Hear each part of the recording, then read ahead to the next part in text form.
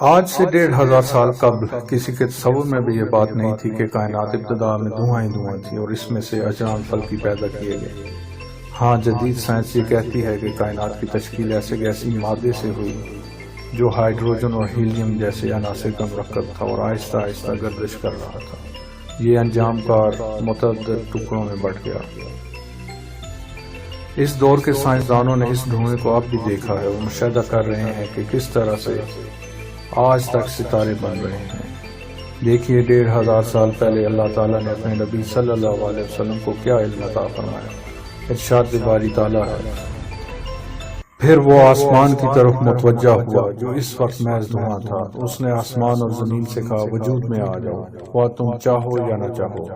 دونوں نے کہا، ہم آ گئے، فرما برداروں کی طرح۔